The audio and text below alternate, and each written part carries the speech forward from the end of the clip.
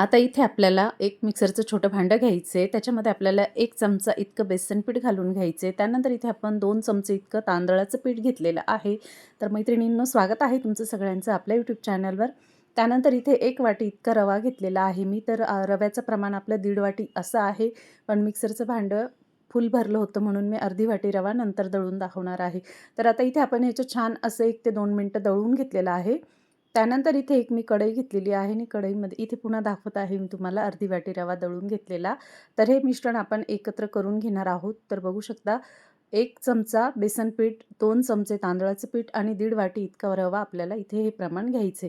त्यानंतर मिक्सरचं भांडं आपल्याला तेच घ्यायचे आणि त्याच्यामध्ये आपल्याला एक वाटण तयार करून घ्यायचे. वाटण पण आपल्याला भरड तयार करून घ्यायची. त्याच्यामध्ये आपण इथे हिरवी कोथिंबीर घेतलेली आहे.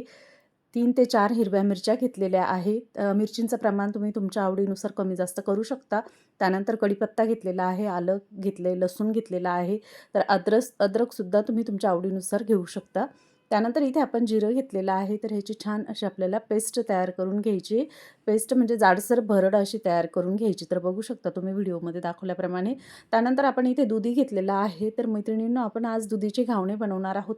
अगदी झटपट आणि चविष्ट असे हे दुधीचे घावणे बनवून तयार होतात. तर नक्कीच व्हिडिओ पूर्ण बघा. आता इथे आपण कट करून घेतल्यानंतर सालरने ह्याची साल काढून घेणार आहोत. हवं असल्यास तुम्ही सालासकट किसून घेऊ शकता, काही प्रॉब्लेम नाही. छान अशी चव येते त्याची. आता इथे आपण पूर्ण दुधी छान असं किसून घेणार आहोत. तर बघू शकता इथे आपण दुधी किसून घेतलेलं आहे आणि आपण थोडं थोडं करून हे सुद्धा मिक्सरला फिरवून घेणार आहोत. तर व्हिडिओमध्ये दाखवल्याप्रमाणे खूप छान चविष्ट असे हे घावणे बनतात. तर नक्कीच करून बघा मैत्रिणींनो. आता इथे मिक्सरला फिरून झाल्यानंतर मी पुन्हा त्यात घालून घेत आहे किसलेला दुधी. तर ह्या पद्धतीने आपण किसून झाल्यावर मिक्सरच्या भांड्याला फिरून घेणार आहोत. त्यानंतर इथे आपण अर्धा लिंबू घालून घेणार आहोत, की दही असेल तर दही जरूर घाला, पण दही नसेल तर अर्धा लिंबू घातला तरी चालतं. त्यानंतर इथे आपण चवीनुसार मीठ घालून घेणार आहोत. तर खूप सुंदर चटपटीत असा हा नाश्ता बनून तयार होतो. तर नक्कीच बनवून बघा मैत्रिणींनो.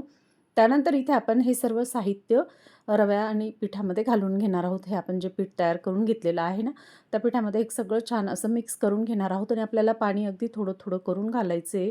खूप जास्त पाणी आपल्याला घालायचं नाही आणि याचं छान असं बॅटर तयार करून घ्यायचे. तर बघू शकता तुम्ही व्हिडिओमध्ये कन्सिस्टन्सीसुद्धा बघू शकता पिठाची की कसं आहे.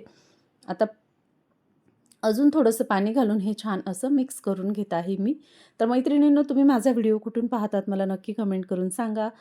आता इथे आपण 10 मिनटं रवा साईडला ठेवून देणार आहोत. तर बघू शकतात रवा छान फुलून तयार झाला आहे 10 मिनटात. त्यानंतर इथे आपण अगदी चिमूटभर सोडा घेतलेला आहे. तो पाण्यात डायल्यूट करून मग ह्याच्यामध्ये घालणार आहोत आपण आणि सुंदर जाळीदार घावणे बनून तयार होतात. तुमच्याकडे इनो असेल तर जरूर घाला. इनो नसेल तर आपला खायचा सोडा घातला ना तरी चालतो. आता बघू शकता छान असं आपलं बॅटर बनवून तयार झालं आहे. आता इथे आपण तवा घेतलेला आहे. तुमच्याकडे जर बिडाचा असेल किंवा नॉनस्टिक तवा असेल तरी चालेल. माझा हा ॲल्युमिनियमचा तवा होता. तर ह्याला मी अगदी काळं करून घेतलेलं आहे. तर आता बघू शकता ह्याच्यावर आपण थोडं थोडं तेल घालून घेणार आहोत आणि ह्याचं छान असं बॅटर थोडं थोडं घालून ह्याच्यावर घावणे घालून घेणार आहोत आणि कडेने आपल्याला थोडंसं तेल सोडून घ्यायचे. तर बघू शकता ह्या पद्धतीने व्हिडिओमध्ये दाखवल्याप्रमाणे. तर मैत्रिणींनो, तुम्हाला व्हिडिओ थोडा जरी आवडला तर चॅनलला सबस्क्राईब करा आणि लाईक, शेअर, कमेंट करायला अजिबात विसरू नका.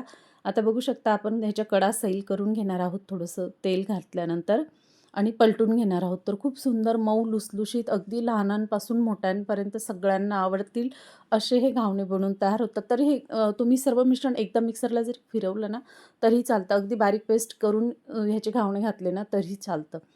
तर ह्या पद्धतीने आपण थोडं थोडं तेल घालून घेणार आहोत आणि उलट-सुलट असं ह्याला शेकून घेणार आहोत. तर बघू शकता छान मऊ लुसलुशीत चविष्ट असे हे घावणे बनतात आणि हे घावणे तुम्ही असेच खाल्ले तरी चालतं. ह्याच्यासोबत चटणी वगैरे किंवा सॉस असेल तरी चालेल.